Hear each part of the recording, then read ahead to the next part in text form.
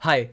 आप प्रॉब्ली ये वीडियो देख के बहुत डिसअपॉइंट होने वाले हैं, क्योंकि या तो आपने ये सोच के इस वीडियो पे क्लिक करा होगा कि अरे मार्करोनी सठिया गया है, फ्रेंकी डियोंग को ओवररेटेड बोल रहा है भाई, इसको इसको इसकी औकात दिखा के आते हैं। या आपने ये सोच के क्लिक करा होगा कि चलो भाई फाइनली किसी बंदे में दिमाग आया कि वो समझ रहा है कि Frenkie de Jong is overrated. But नहीं, ये दोनों ही चीज़ें नहीं होने वाली इस वीडियो के अंदर। एंड ये वीडियो बनाने के लिए मैं काफ़ी एक्साइटेड था। ये प्रोबेबली नंबर वाइज इतना अच्छा ना करे, but I really wanted to make a video like this just to talk about Frenkie de Jong in general, और कैसे बहुत ज़्यादा चेंज आया इन इस game play for past few years. क्योंकि अभी तक पता फ्रेंकी डियोंग के, जब हम बार्सिलोना में बात करते हैं अंडर शावी, कोई ये रियलाइज़ नहीं करता कि उसका रोल कितना ज़्यादा चेंज हो चुका है, whether it B offensively defensively. लोग बात करते हैं, वो पता है यूजुअली सिर्फ क्या बोलते हैं कि भाई फ्रेंकी डियोंग का पता है टैक्टिकली क्या इंप्लीमेंटेशन है, कि ऑफकोर्स जब ओबामेंग ड्रॉप करेगा तो फ्रेंकी डियोंग आगे रन लगाएगा एग्रेसिव।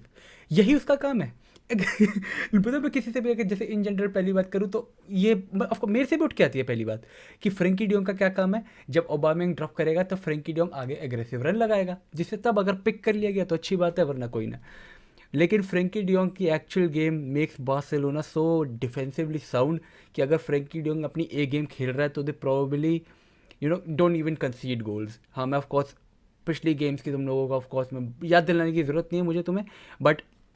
बार्सिलोना ने ऐसी काफ़ी गेम्स खेली है जिसमें they might have won the game narrowly by 1-0 या फिर एक गोल डिफरेंस के साथ, but for them to be defensively solid, या फिर उनकी जो पूरी राइट फ्लैंक की गेम है, एंड इवन सर्जियो बुस्केट्स की game depends a lot on Frenkie de Jong. And of course मैं इस वीडियो के अंदर वो आगे ज़्यादा टाइम नहीं वेस्ट करता। यस, यहाँ पे अगर हम आ जाते हैं, यस टैक्टिकल बोर्ड,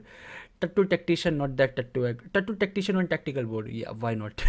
बट यहाँ पे तुम देख सकते हो कि मैंने सिर्फ फ्रेंकी डियोंग को हाईलाइट कर रखा है, उसका नाम लगा रखा है, उसका नंबर लगा रखा है, क्योंकि बाकी सारे players could be actually anyone. This could be Dest, this could be Dani Alves, this could be Piqué, Araujo, Lenglet, Garcia. This is एक लेफ्ट बैक अपने पास एक ही है, जॉर्डी एल्बा, तो वो जॉर्डी एल्बा ही रहेगा। बट यहाँ पे बुस्केट्स हो सकता है, even Nico can be the one who plays here, मतलब इस सेटअप के अंदर। यहाँ पे पेड्री, गावी में से कोई भी हो सकता है, it could be Dembélé, Adama. यहाँ पे तुम मेम्फिस, ओबामेंग में से कोई भी रख सकते हो, फेरान रख सकते हो, इवन मेम्फिस, या फिर आगे आने वाले टाइम में आंसू फाटी, जैसे कि 10 नंबर यहाँ दिखाया जा रहा है। मैंने ऑफेंसिव टीम के अटैकर्स नहीं बनाया है, क्योंकि आई थिंक आंसू क्या कहते हैं, फ्रेंकी डियोंग का उन पे जो एक्शन रहता है, whether it be through his positioning, whether it be through his passing, वो काफ़ी कम रहता है। But his influence on the game, whether it be opponent की defensive line, whether it be उनकी mid line, is actually very immense. And यहाँ पे तुम देख सकते हो कि मैंने पूरा एंटायर राइट हाफ स्पेस का एक हाईलाइट सॉर्ट ऑफ कर रखा है, क्योंकि आई थिंक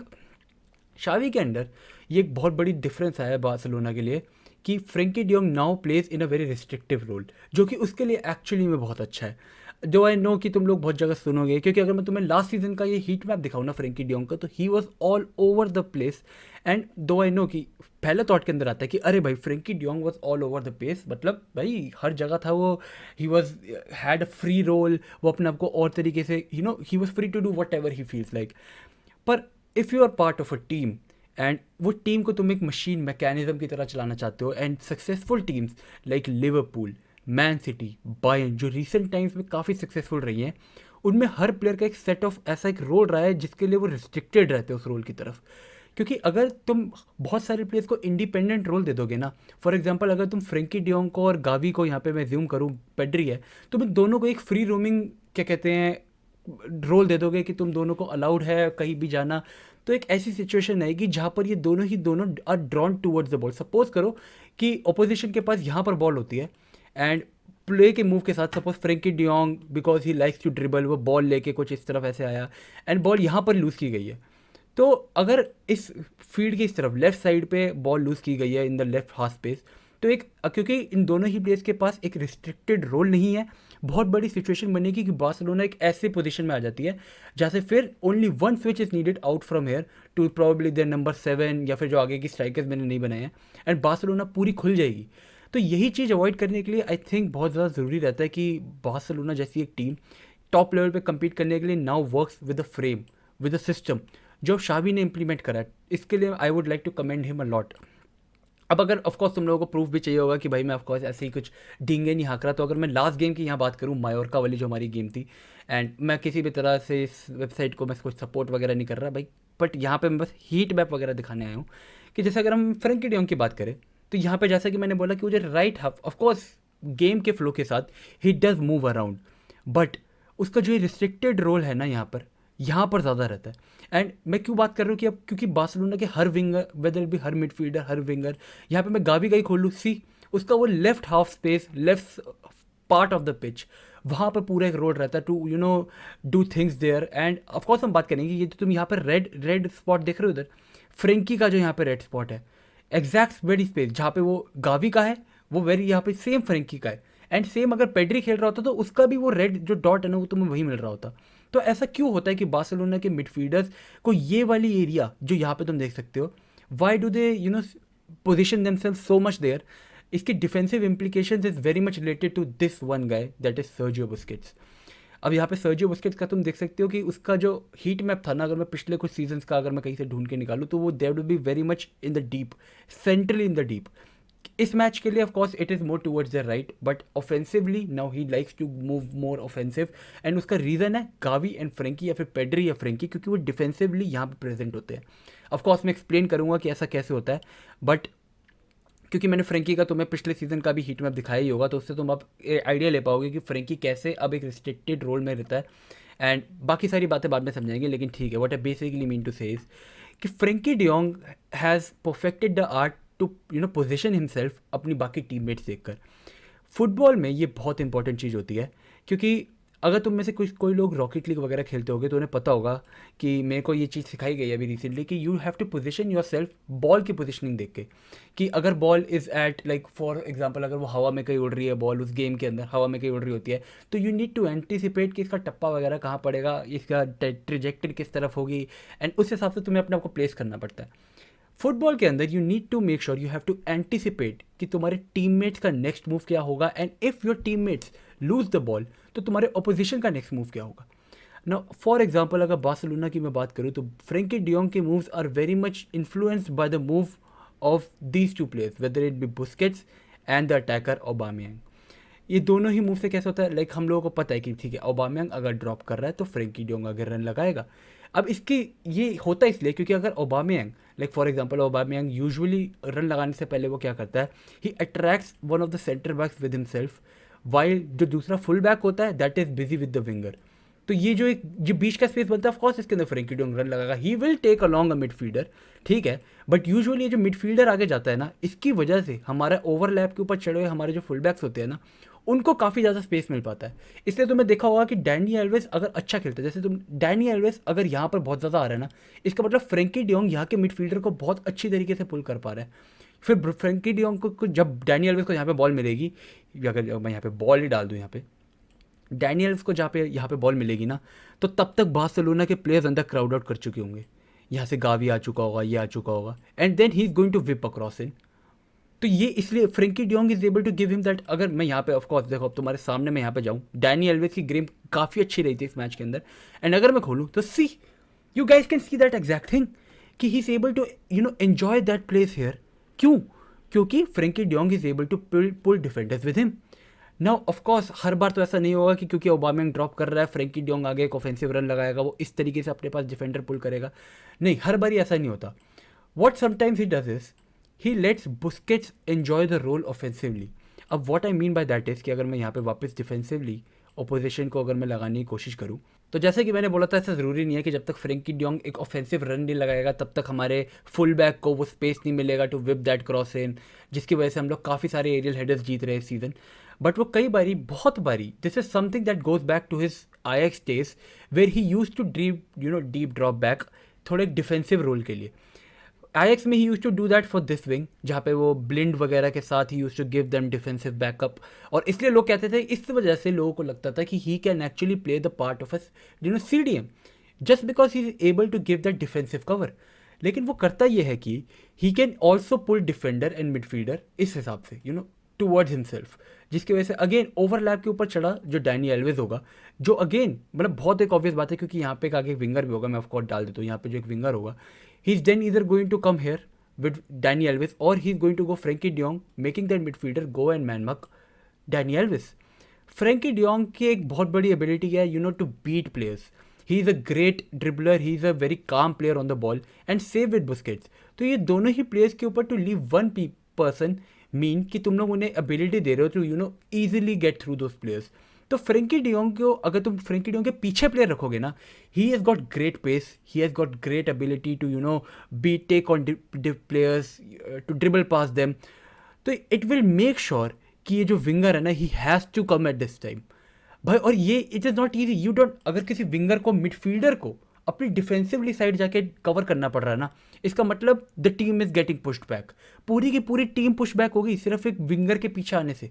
क्योंकि अगर तुम फ्रेंकी डियोंग को पीछे से मैन मार्क करोगे, he will play one ball here and Frenkie de Jong has got the entire run to make. इसी की वजह से फ्रेंकी डियोंग को यहाँ पे जब बॉल मिलती है ना, फ्रेंकी डियोंग ये बॉल कैरी करता है अपने साथ, जिसकी वजह से एक भी डिफेंडर अगर उसकी तरफ आता है, फ्रेंकी डियोंग यहाँ पे थ्रू बॉल फीड कर देता है। ये हमने बहुत बारी देखा पिछले मैच के अंदर, ये रीज़न था जिसकी वजह से फ्रेंकी डियोंग ये इतनी बारी कर पा रहा था। क्यों? क्योंकि जो विंगर था ना, वो फ्रेंकी डियोंग को आगे से डिफेंसिवली आगे से मैन मार्क नहीं कर पा रहा था। विंगर डिफेंसिवली उसके आगे नहीं आ पा रहा था, विंगर उसके पीछे खड़ा रहता था। And Frenkie de Jong is quick, Frenkie de Jong knows when to move, where to see space. Frenkie de Jong ने ये आर्ट बहुत परफेक्ट कर लिया है।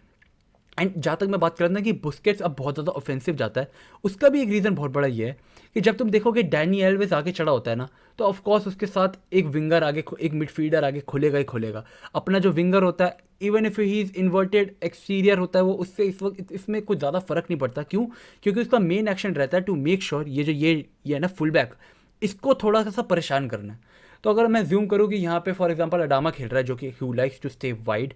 तो अडामा अट्रैक्ट करेगा अपनी तरफ, ये बीच में इतना सारा स्पेस जो बन रहा है। Know what will happen is कि फ्रेंकी डियोंग के साथ अगर यहाँ पे मैं एक बात करूँ कि यहाँ पे बुस्केट्स 1-2 खेलता है, he plays it to then Dani Alves, Frenkie ये थोड़ा अंदर की तरफ जाएगा, बुस्केट्स ये यहाँ पर आ जाएगा, ऐसे he is going to attract players here. No what happens is कि बार्सिलोना में तुमने देखा होगा एक नई चीज़ शुरू हुई है, टू मेक स्विचेस, क्योंकि this is the perfect place when Barcelona can actually pick out switches. क्योंकि अब यहाँ पे अगर गावी खेल रहा होगा, पेड्री खेल रहा होगा, he is going to come inside, या तो he is going to take a ball straight here, यहाँ से he can straight play the ball to Aubameyang. तो ऑब्वियसली ये चीज़ ताकि ना हो, द दूसरा मिडफील्डर जो होता है वो ऑफकोर्स अंदर ड्रॉप करेगा। एंड नाउ सी, यहाँ पर तुम लोग दिख रहा हो कि बार्सिलोना के 3 players is on their wing, while एक उनका फुल बैक पूरा वाइड खड़ा है, engaged by the ever ready Ferran Torres. यहाँ पे एक जगह गावी या फिर पेड्री को मार्क किया जा रहा है। तो ये जो स्विचेस होते हैं, ये भी काफ़ी ज़्यादा आसान बना देता है फ्रेंकी डियोंग। आई नो ये फ्रेंकी डियोंग के लिए काफ़ी एक वेग एक्सप्लेनेशन होगी on how Frenkie de Jong has been excellent this season, but still he has been doing this perfectly. और ये जो राइट हाफ स्पेस है ना, he has mastered the art of being at the right place on the right time. अब मैंने यहाँ पे जो सर्कल बनाया ना, ये वही सर्कल है जो मैंने तुम्हें बोला था कि यहाँ पे गावी का भी हीट मैप काफ़ी ज़्यादा हाई था, कि उसकी presence in this place was very high. अब ऐसा क्यों होता है, लाइक अगर मैं सेम प्लेस पे अगर मैं गावी को रखने की सोचूं एंड यहाँ पे एल्बा ऊपर ओवरलैप वगैरह पे गया हुआ, तो हम लोग ऑब्वियसली देखते हैं कि ये सिनेरियो में बहुत बारी देखने को मिलता है, जहाँ पे Jordi Alba, Dani Alves, Dest, they are on overlap, या फिर वो लोग एक्सटीरियर में ऑफेंसिवली काफ़ी ज़्यादा हेल्प करा रहे हैं। बार्सिलोना के मिडफील्डर्स अब यहाँ पर काफ़ी ज़्यादा प्रेजेंट रहते हैं to provide the defensive shield, क्योंकि हमें पता है हमारे फुल बैक्स कितने ज़्यादा एक्सप्लॉइटेबल है। And even when they are not on that overlap run, तो उन लोगों से बॉल लेने के लिए, आगे कनेक्शन बनाने के लिए, they need to be present in this very space. कि अगर यहाँ पे डैनी एल्वेज यहाँ नहीं आया, जस्ट टू मेक श्योर कि उससे बॉल लेके वो आगे निकाले, Frenkie de Jong needs to be present at that very space. इसलिए उसका हीट मैप इतना ज़्यादा हाई रहता है वहाँ पे। Defensively to give cover to Dani Alves, Dest, he needs to be present there. क्योंकि अगर ऑफकोर्स डैनी एल्वेज अगर आगे रन पे गया हुआ है, इफ़ देयर इज किसी तरह यहाँ पर वो लोग छोड़ के न्यूमेरिकल सुपीरियरिटी नहीं बनाने देते बार्सिलोना को स्विंग के ऊपर, देन टू मेक श्योर, क्योंकि अगर न्यूमेरिकल सुपीरियरिटी नहीं बनाने दी एंड मिडफील्ड के अंदर वो लोग अपने को कॉम्पैक्ट कर लेते हैं बिल्कुल। क्योंकि ऑफकोर्स बहुत सिंपल रूल होता है फुटबॉल के अंदर, you need to spread wide when you have got the ball and you need to be as narrow as possible जब तुम्हारे पास बॉल नहीं है। तो इफ़ दे मेक श्योर कि वो एक गलती से ये मिस्टेक कमिट कर देते हैं, that they try to not let Barcelona have that numerical superiority उस विंग के ऊपर, तो the moment Frenkie de Jong passes gets the ball, he's either going to take one